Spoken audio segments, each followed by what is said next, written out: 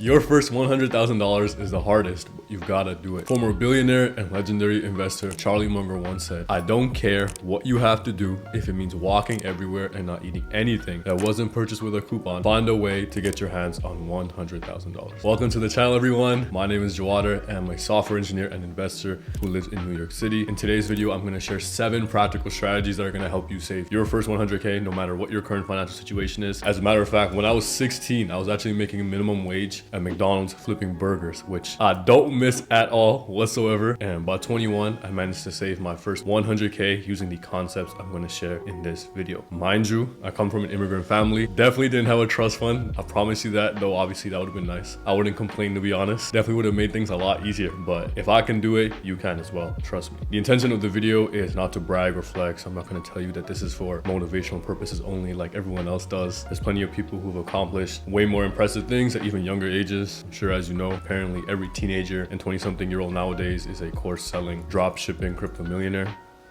I'm not here to sell you anything. I just want to share the things that have helped me personally and save you the time and money from the mistakes I've made myself. Now, why exactly is $100,000 considered a magic number? And no, it's not because it sounds impressive or you can finally tell people that you saved 6 figures like I'm doing right now. Real humble, right? It's more so proof first and foremost that your financial habits and systems are working. Most people don't actually realize this, but reaching your first 100K is actually harder than saving 200K, 300K, or even 500K. And the reason why is because you're building from zero. Once you actually hit $100,000, you hit what I call the momentum threshold. For example, let's say you're earning a 10% return on your investments yearly. Your investment will generate you $10,000 a year while you sleep. And now your money is basically like a silent partner in a machine that works 24/7 to make you even more money. And that's when things get really interesting. I'm gonna tell you guys how I built that engine by 21. The first step to becoming financially free actually is to transform your mindset and beliefs about money. This step is arguably the most important part of the process because you have to be delusionally confident in yourself and your financial goals. There's a great quote that really changed my life. It says, "The man who thinks he can and the man who thinks he can't are both right." If you think saving $100,000 or even $1 million is impossible, let alone at a young age, like in your 20s or 30s, you'll never even try. I understand that obviously everyone comes from different backgrounds and starts at different points. I get that. Most of us don't grow up rich or have people in our lives who taught us how money works, right? Maybe you grew up hearing things like becoming rich is impossible, or we'll never be able to afford that, or you even just tell yourself that you're just bad with money. But these limiting beliefs are basically chains that are holding you back. And the moment I started to question these beliefs, everything changed for the better. And I can't blame you, to be honest. It's not your fault. The school system didn't teach us how to budget, invest, or how taxes work. It's unfortunate, but luckily for you and me, financial literacy isn't something that you're born with. They are skills that you can learn no matter how old you are or how much debt you have. They can be learned just like learning how to cook or how to read, but you just have to take the first step and try. The key is to recognize that your current beliefs about money aren't facts. They're just stories that you've been told or held on to for too long, and stories can be rewritten. Personally speaking, I was born in Bangladesh and my parents immigrated to Toronto, Canada with me and my sister before I even turned like 2 years old. Obviously, they worked extremely hard growing up. I love my parents. They tried to give me and my sister the best life that they could, but obviously things weren't always sunshine and rainbows, which again, typical immigrant experience. So I'm not special, nor am I complaining. We didn't have a whole lot of money, right? But we were happy and things eventually turned around for the better because my parents worked so hard. Despite things working out though, I'm not gonna lie, obviously there was a lot of pain and struggles growing up, which is why I always had this deep drive and ambition to get rich so that I can take care of my family and my future wife and children as well. I understand that talking about money can be considered taboo, but I've never personally felt uncomfortable talking about my aspirations and desires to be well off because I think it's so important to have open discussions so that everyone can have access to life-changing information when it comes to finances. Very lucky that my parents taught me the value of money and to respect it and the importance of saving in general. So I took that as a foundation to start my wealth building journey. I didn't get any handouts or allowances. Trust fund would have been nice, you know, but I wouldn't have it any other way because everyone's journey is different and my difficult circumstances helped me build a lot of character and valuable skills. So if you believe in yourself and you put the work in, you will achieve your goals. It's just a matter of time.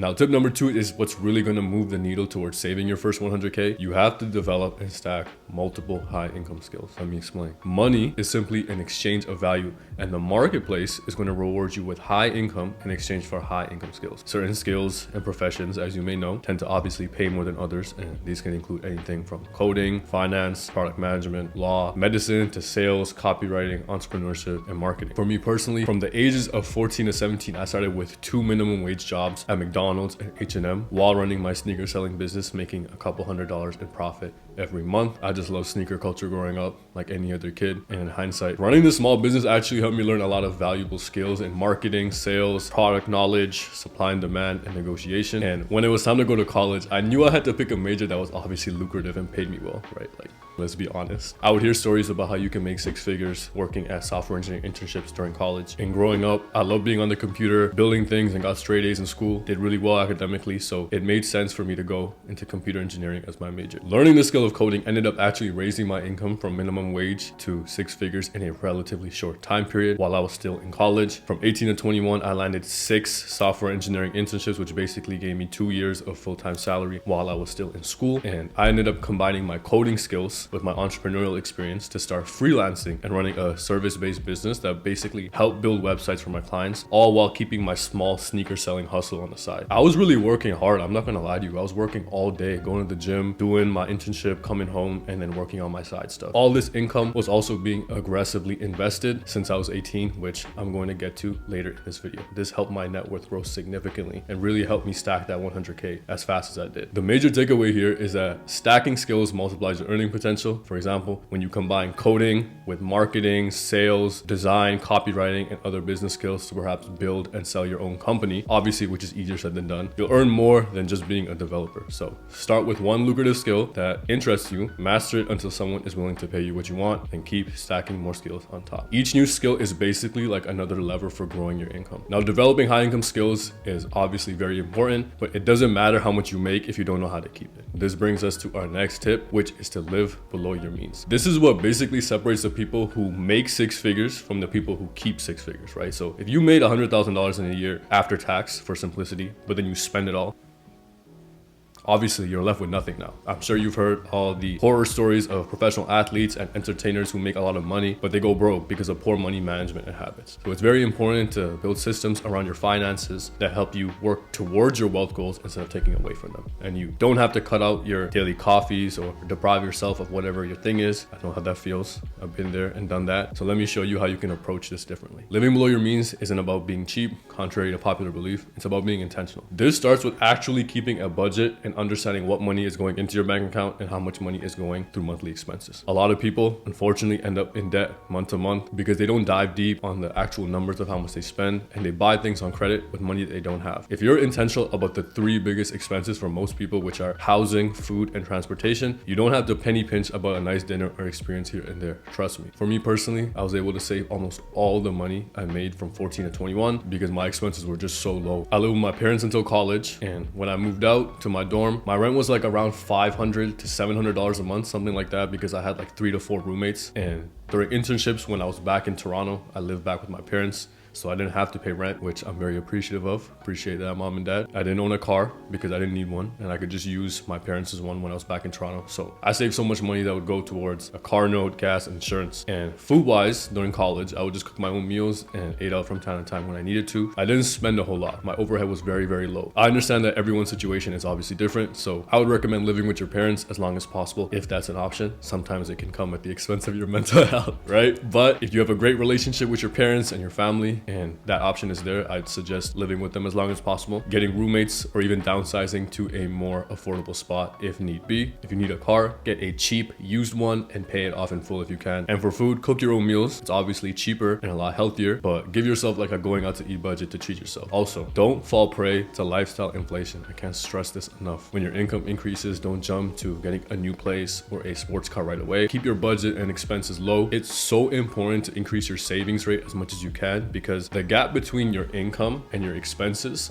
is where freedom is. So don't get caught up with what you see on Instagram or what your friends are doing. Just focus on yourself. Fast forward to now, I definitely spend a lot more money and treat myself a lot. I'm not gonna lie. I love nice things and experiences. Love my nice watches, clothes, jewelry, traveling, and tech. I have an AP and a Rolex, which I love, to be honest with you. But when you get them, the excitement does wear off. And then you realize that material things don't matter as much as you think they do. Love cars too. Having a Porsche would be nice, but I live in New York City and you literally don't need one out here. So I just stick to public transport transit and Ubers for now. Maybe one day we can get that Porsche. I treated myself after years of discipline and got them long after I can technically afford to do it. And even now, to be honest with you, I live far below my means. I save most of my money and I do treat myself, but I can ensure you that there is light at the end of the tunnel. But at the beginning stages of your journey, you have to be disciplined and sacrifice a lot to move towards your goals. I promise you that pairing a high income with a high savings rate by living below your means is the cheat code to reaching financial freedom. You might be thinking, now that I have a high income and my expenses are low, what do I actually do with the money left over, right? Like maybe do I put it into my savings account? It's a great question, but no, for the love of God, please don't put it into a savings account. Instead of earning around 0.5% interest on my money had I put it into a savings account, I used all that extra savings to invest into assets that grew my wealth even quicker. This parlays into the next tip. Invest your money into appreciating assets, which are essentially things that grow in value or generate income over time. Assets can include anything from stocks, real estate, or cryptocurrencies, or even your own business. And so the idea is to take the time to learn about the asset classes that interest you personally, and then commit to investing over a long period of time. When I was 17, I came across the FIRE movement, which stands for Financial Independence, Retire Early, and read 4 books on personal finance that really changed my life forever. I'll have them pop up on the screen or link them in the description below. The FIRE movement is basically a community that encourages investing aggressively into assets so that you have the option to retire as early as possible by living off of your assets. And that's when I learned the concept of investing your money into low-cost index funds, which are essentially like investing into a bucket of stocks instead of picking individual ones. Mind you, this is all for informational purposes only and is not intended to be personal financial advice. So please do your own research before you invest your hard-earned money. The books that I read kept talking about investing into the S&P 500, which is an index fund that tracks the performance of the 500 biggest companies in the US, including companies like Apple, Microsoft, and Amazon. And I'm not gonna lie, at the beginning, I was actually really scared to invest my money because obviously I worked hard for it and I didn't know any better. At the time, I thought investing into stocks was like gambling, where if you put money into something, it can like go to zero the next day. The more that I read and the more I did my research, everything started to make more sense. For example, let's say that you have 2 friends, Alex and Nick, who are both 25 years old. They each save $500 a month, where Alex puts his money into a savings account that makes them 0.5% in interest, while Nick invests his $500 monthly into an S&P 500, which gives him around a 10% return every single year. After 30 years, Alex will have $196,000 in his savings account, and Nick will have $1,139,000. This shows the power of investing over the long run. Personally, since I was 18, I invested literally almost all my income and savings into index funds, tech stocks, and crypto, specifically Bitcoin and Ethereum. I was in the right place in the right time, truthfully, and being in the tech industry also helped a lot. I'd attribute a lot of my investing success, to be honest, to just luck, willingness to learn. I was curious, and a little bit of discipline for not selling when prices obviously drop, because stock prices, they don't just go up forever, right? They can't, and they do fall from time to time because of the different market cycles. So I just invest and hold for the long run. Luckily, several years later, I've done pretty well through my investments since then. But the key is to just start small and then increase your investment percentage over time. To make things simple, I'd actually recommend investing around 10 to 20% of your after-tax income to start. And if you want to be extreme like me, which isn't going to be for everyone, I understand, but you can work your way up to investing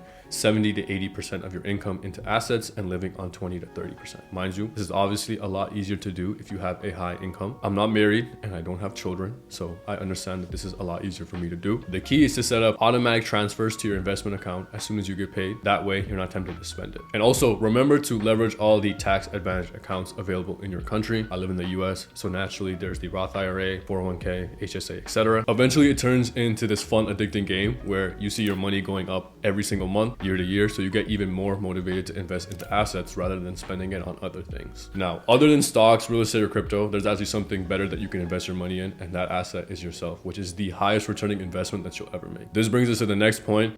Invest in yourself and your education. When I was 7 years old, I remember having dinner with my dad, and he said something to me that I'll never forget till this day. He said, "It doesn't matter how you look or what your skin color is.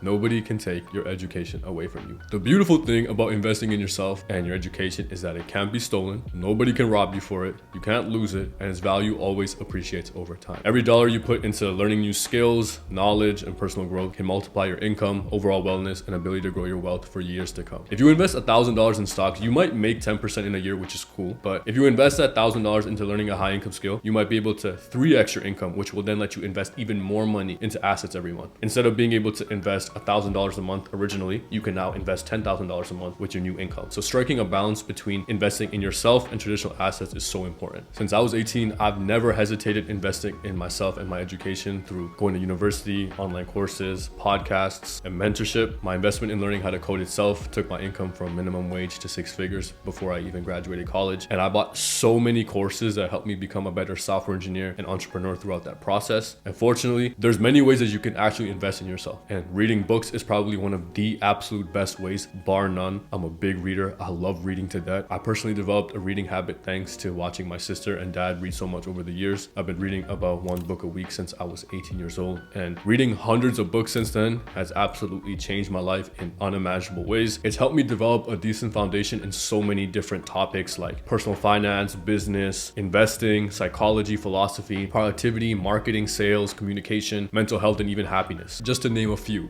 And it all started with a willingness to learn, some curiosity, and reading for about an hour before I went to bed every night. And even when I worked out, I'd be listening to an audiobook or a podcast. And an easy way to start your reading habit is to take a look at your screen time. And instead of spending 5 hours a day scrolling on social media or watching Netflix, just take like half an hour of that and spend it on reading instead. That's part of the reason how I started my reading habit too, because I was just so embarrassed of how much time I was spending on my phone scrolling and watching useless content. I also invest in myself by taking good care of my health. Obviously, health is wealth is so important. Going to the gym, lifting weights, training mixed martial arts, eating healthy food, buying clothes that I feel comfortable in and I look good in, getting frequent haircuts, traveling, therapy, buying high quality tech and software that makes doing my job a lot easier, even investing in a house manager to help free up my time with cleaning, laundry, and cooking. Because to be honest with you, I'm just lazy. I'm a clean person, but it just helps out a lot to have somebody come in and clean your house. Always remember that the most valuable asset that you can build isn't actually in your bank account, but it's in your mind and yourself. Funny enough, doing this will ensure that you'll never have problems with your bank account anyways. Now, investing in yourself is obviously very powerful, but another way that you can amplify your success is by surrounding yourself with like-minded, ambitious people. And no, you don't have to cut off your childhood friends. I love my friends. I actually hate those motivational quotes on Instagram that say that you have to cut off your friends to become successful. Obviously, if they're not actually good friends and they don't support you, cut them off, sure. But there's a saying that I'm sure you're familiar with that goes by, your network is your net worth. I know it sounds corny, but it's true, and the concept really changed my life forever. When I first went to the University of Waterloo to learn how to become a software engineer, all of a sudden, I'm surrounded by a bunch of people who are way smarter than me and who are just as ambitious. My roommate and one of my closest friends actually ended up landing a 6-figure internship based in California when we were 18 years old. I remember being so inspired by that because I was just like, man, if he could do it, I could do it too. We're in the same program and we take the same classes. And so going to this school and being around smart people like that who were headed in the direction that I wanted to go shattered so many limiting beliefs in my head that you had to be a certain age to make or save a certain amount of money. Not long after, I actually ended up getting a 6-figure internship based in New York. Being in this tech bubble at school also gave me an information advantage because everyone was investing in tech stocks and crypto, so it didn't feel like such a big risk to get in. I also built genuine relationships and friendships with people who ended up referring me to a bunch of job opportunities down the line, and I eventually ended up moving from Toronto to New York at 22 years old after I graduated because I knew that living in a place like New York is just a lot better for my personal growth and professional development compared to staying in my hometown where I would be very, very comfortable, especially being in the tech industry where being in places like San Francisco, New York, or Seattle are just so important for learning and being around smart people who are building great things. This is why I would recommend anyone to move to places that give you the best opportunities to thrive and chase your dreams away from your hometown if you have to. I would suggest finding people who are also interested in investing, building wealth, businesses, into fitness and overall wellness. Try to build relationships with people by offering value first without expecting anything in return. Maybe try sharing your thoughts and buildings online because you never know who you can meet by doing that. Also, be very intentional about your information diet by following people on social media that actually help you move